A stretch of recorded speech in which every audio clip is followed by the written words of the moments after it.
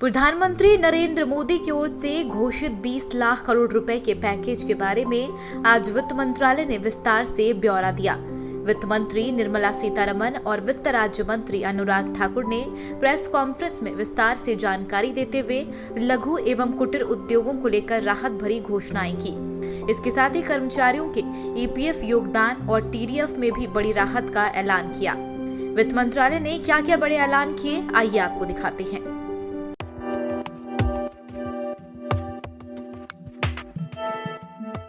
There is a collateral-free automatic loan for MSMEs which is being provided.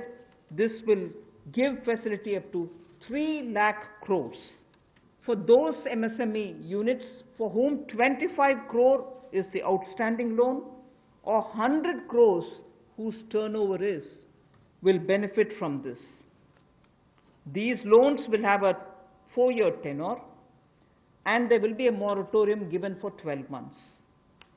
These are going to be 100% credit guaranteed over as a cover given to banks and NBFCs on principal and interest.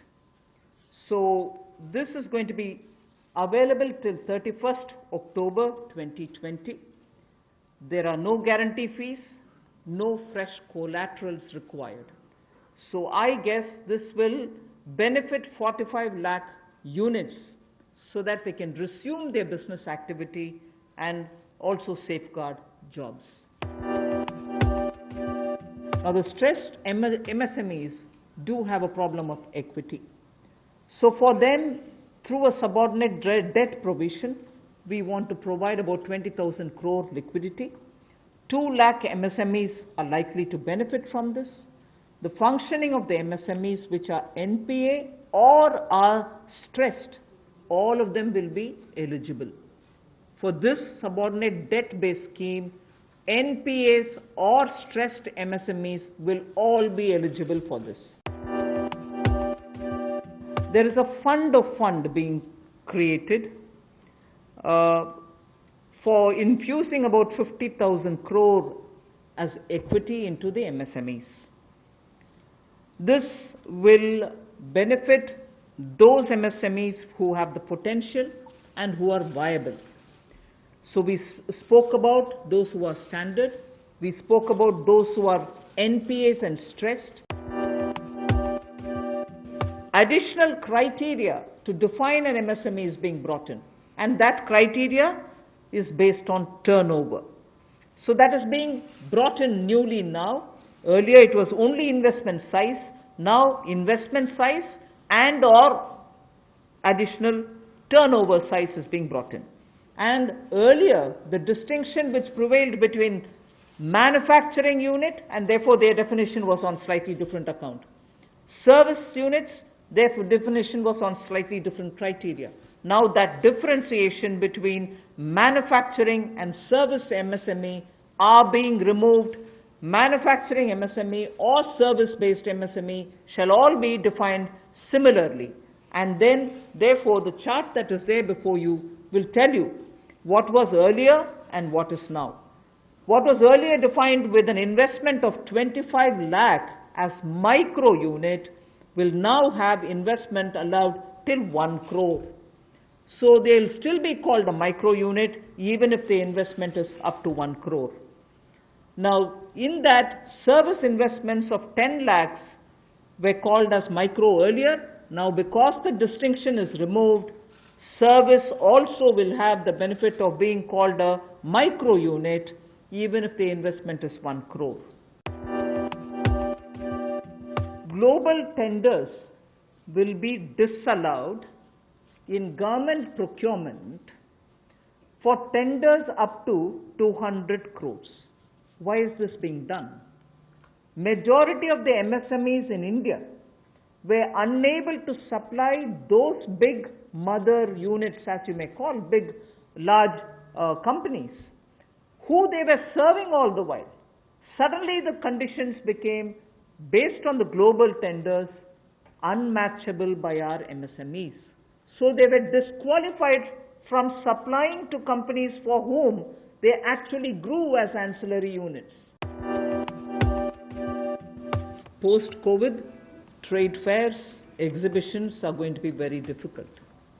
So we shall ensure that e-market linkage is provided across the board for all these MSMEs so that they're able to find their market easily in the absence of being able to participate in trade fairs which cannot be held in this environment. Also, very importantly, Government of India and also CPSEs, where there are receivables by MSMEs, we now announce that within the next 45 days, all their receivables will be cleared. The CPSEs and Government of India will honor every MSME receivable within the next 45 days. You were aware during the Pradhan Mantri Garib Kalyan package, some measures were extended for the EPF. In that, we had said units which have 100 workers, 90% of whom are earning less than 15,000 rupees, will be able to draw from their EPF from the funds because they needed money in their hands. We have now, and for the 3 months, the payment of EPF also was given relaxation. What I would now like to say before you is liquidity relief is being given for all EPF establishments. In this, 12% which is paid by the employer and 12% by the employee contribution. We extend the support which Government of India gave for another 3 months. We had given it for March, April and May up to May 2020. The payments were made into their eligible accounts by Government of India for March, April and May.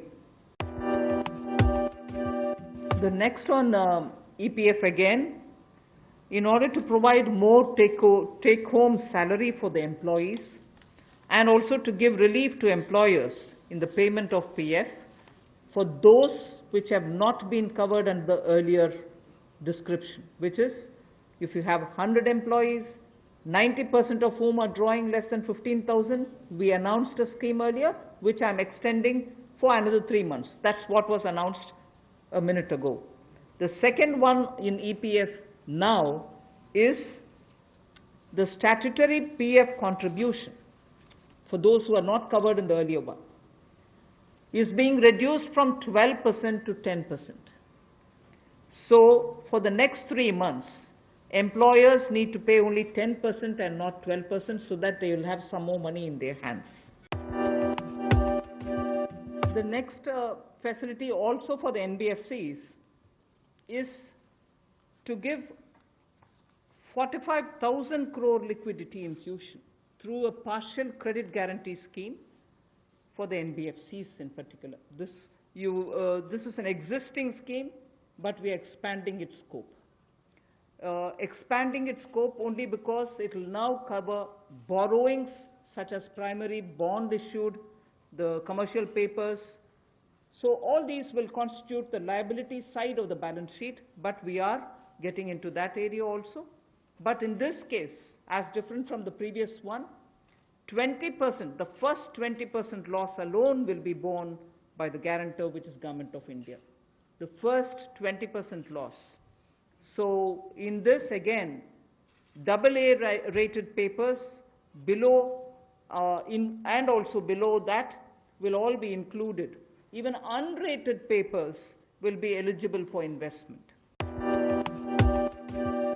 Discoms today are facing unprecedented cash flow problems. They desperately need help. Otherwise, they are unable to pay the power generating companies.